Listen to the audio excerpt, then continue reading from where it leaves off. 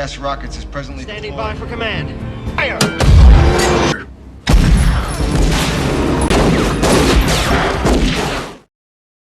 Para pecandu film yang baik hati, gemar menabung, rajin menjahit, gimana kabarnya? Masih oke lah ya. Saya doakan agar tetap sehat dan selalu bahagia. Kali ini saya hadir lagi di sini untuk meramaikan kancah pereviewan film dan menemani selonjoran Anda tentunya. Dan berikut ini adalah film yang akan saya ceritakan alurnya dengan judul The Rock. Rilis sudah cukup lama ya, tahun 1996. Film ini diperankan oleh beberapa aktor Hollywood, sebut saja Nicolas Cage dan aktor kawakan Sean Connery dan Ed Harris. Film ini menceritakan tentang seorang jenderal yang mengkhianati sumpah prajuritnya demi mendapatkan perlakuan yang baik dari pejabat pemerintahan terhadap anak buahnya yang gugur di medan perang. Apakah pemberontakan ini berjalan sesuai rencana? Oke, langsung saja nonton video ini sampai selesai. Don't go anywhere. Check this one out.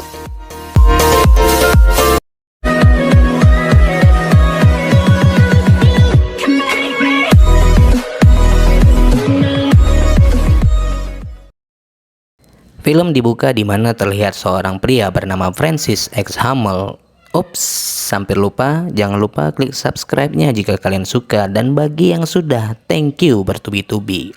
Oke, next. Ia adalah seorang jenderal yang sedang dalam kondisi berduka karena istrinya sudah meninggal. Dan sang jenderal mempunyai misi gelap rahasia yang belum ia wujudkan semasa istrinya masih hidup. Dan misi pun dimulai. Terlihat jenderal bersama pasukannya mendatangi Naval Weapon Depot atau gudang penyimpanan senjata rahasia angkatan laut. Dalam kunjungannya tersebut, sang jenderal bermaksud untuk mengambil roket gas beracun bernama VX Gas yang akan ia gunakan untuk menjalankan misi rahasia yang telah ia rencanakan. Tapi malangnya, satu orang prajuritnya tewas diakibatkan satu butir gas tersebut jatuh dan pecah sehingga membuat kulitnya mendidih. Wow, sadis. Scene berganti ke sebuah laboratorium. Pria ini bernama Stanley dan Easterwood. Saat mereka sedang duduk santuy, tibalah sebuah paket dari kamp pengungsi warga Bosnia. Belum diketahui apa isi paket ini. Karena adanya sebuah ancaman, maka ditugaskanlah Stanley dan Easterwood untuk membuka paket tersebut di dalam sebuah ruangan yang terisolasi. Namun, setelah dibuka, ternyata isinya adalah majalah nganu dan sebuah boneka. Saat Easterwood menggerakkan tangan boneka, seketika itu juga keluar semburan gas, dan ketika boneka itu dibuka, tak diduga di dalamnya ada sebuah bom. Tak butuh waktu lama, gas ini melelehkan pakaian khusus yang mereka pakai, dan rekannya yang lain menyuruh mereka untuk menyuntikkan jarum yang isinya adalah antropin tepat di jantungnya.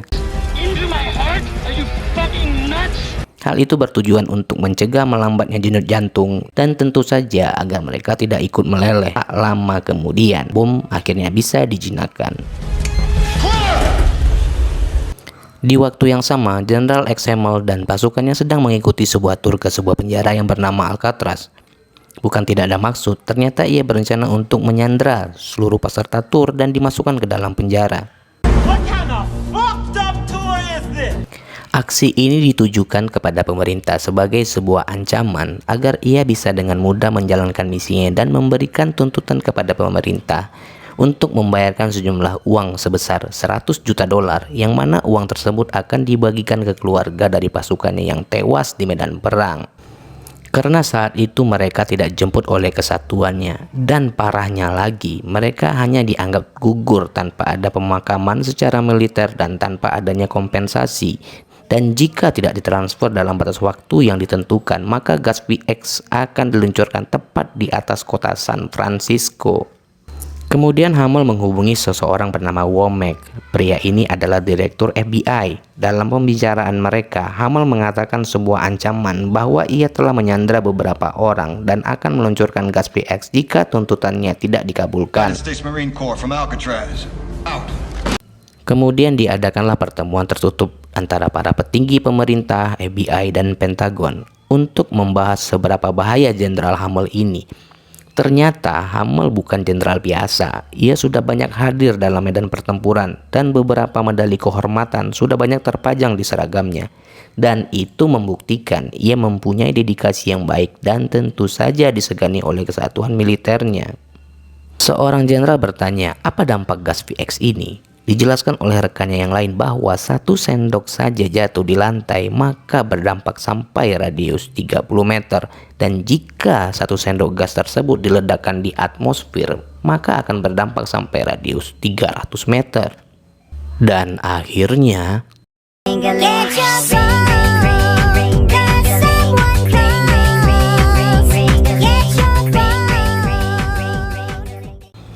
Sin kembali ke ruangan pertemuan lainnya yang membahas tentang aksi pencegahan dan penyelamatan para sandera oleh beberapa petinggi militer.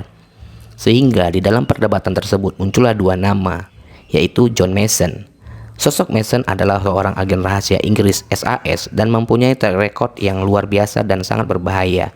Ia pernah dipenjara di Alcatraz dan pernah melarikan diri sampai akhirnya tertangkap dan dipindahkan ke ruang penjara dengan keamanan maksimum lebih dari 30 tahun lamanya. Dan satu nama lagi adalah si ahli kimia bernama Stanley. Kemudian mereka tiba di kantor agen kepolisian. Pria ini bernama Ernest Paxton sebagai pimpinannya, dan John Mason juga berada di kantor tersebut. Womack berencana untuk mengajak John Mason bekerja sama dalam misi balasan ini karena Mason adalah satu-satunya yang pernah melarikan diri dari penjara Alcatraz dan tentu saja diiming-imingi dengan kebebasan tak bersyarat. Atas permintaan Mason, tibalah tim khusus pada sebuah hotel, di mana Mason punya rencana lain di luar pengetahuan orang-orang di sekelilingnya. Dan ternyata benar dugaan saya, Mason akhirnya kabur.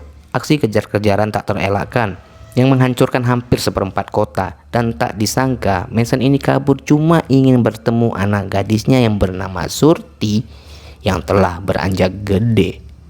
Sebelum misi dimulai, diadakanlah meeting sesama tim yang sudah dibentuk oleh FBI yang beranggotakan Stanley, Mason, dan beberapa orang dari Navy SEAL. Mason diminta untuk menunjukkan jalan saat dulu dia berhasil kabur, dan ia mengatakan blueprintnya ada di dalam ingatannya, tidak bisa dibicarakan secara gamblang.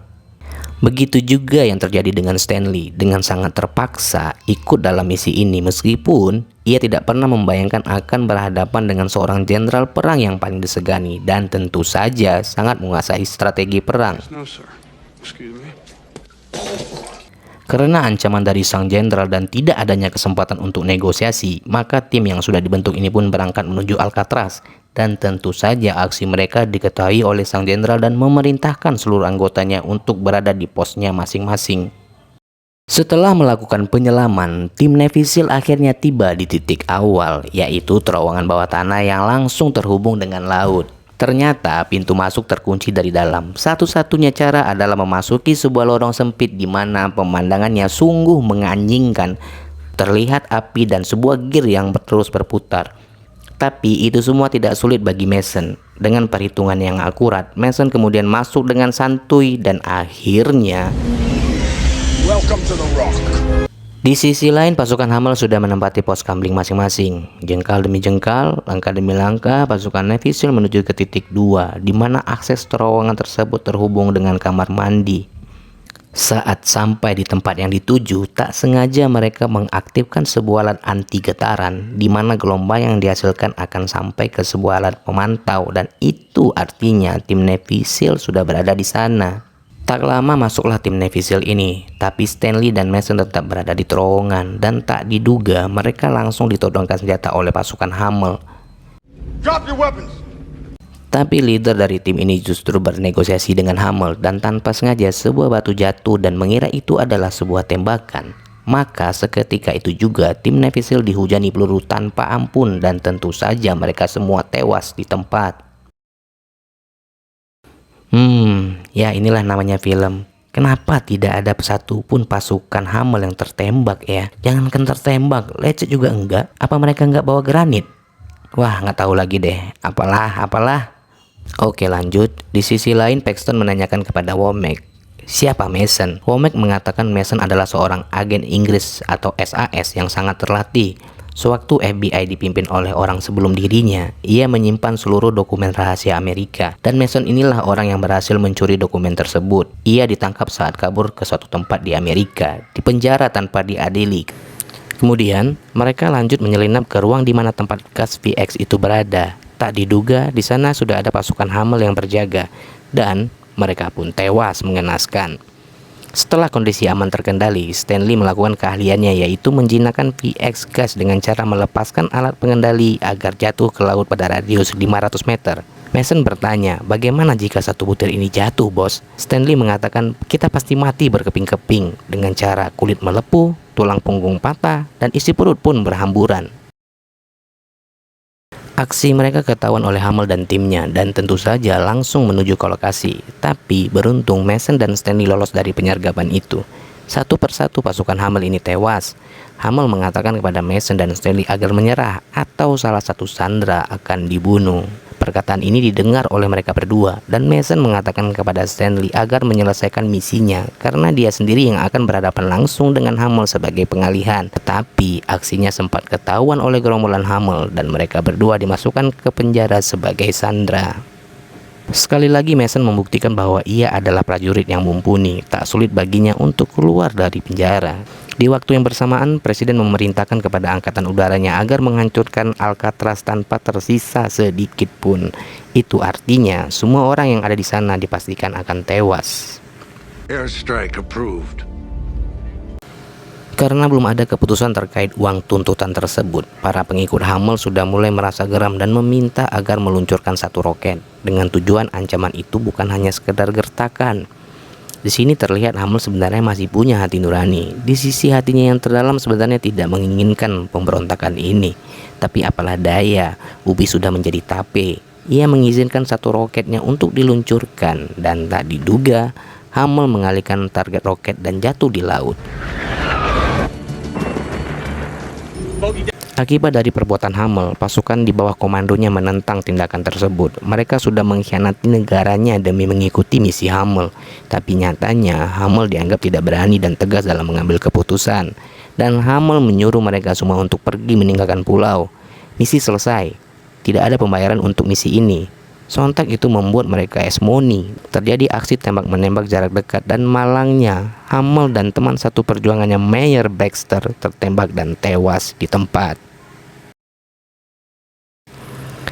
Dan kemudian Stanley menuju ke mercusuar di mana gas VX terakhir berada. Di saat sedang menjinakkan roket, ia dikejar oleh salah satu pengikut Hummel dan mencoba untuk mengambil chip pengendali. Tak diduga, dan akhirnya tersisa satu anak buah Hummel. Terjadi perkelahian di antara mereka untuk mengambil kembali chip yang diambil Stanley. Dan tak diduga, saat Stanley terpojok, ia memasukkan butiran gas VX dan memecahkannya tepat di mulutnya. Bisa dipastikan mereka berdua terkena dampak gas tersebut. Anak buah Hummel tewas mengenaskan dan Stanley langsung menyuntikkan antropin ke jantungnya. Saat tersadar, ia menghidupkan suara pertanda misi sudah selesai. Tapi sialnya, di saat bersamaan satu misil dari pesawat angkatan udara terlanjur diluncurkan. Stanley dan Mason berhasil lolos dari ledakan. Semua sandera dalam keadaan selamat. Dan Stanley memberikan kesempatan kepada Mason untuk lari dan mengatakan padanya surat pembebasan disobek oleh Womack. Bisa dipastikan Mason akan balik berada dalam jeruji besi. Dan Mason memberikan sebuah clue dalam secari kertas. Dan film pun tamat. Nah oke, secara keseluruhan filmnya bagus sih ya. Arah ceritanya pun jelas dan ditambah dengan aktor yang kece punya. Pokoknya recommended lah untuk kalian tonton. Nah pesan dari film ini adalah, yes, saya Sultan Jorgi pamit. Terima kasih sudah menonton. See you at next video review. Gracias.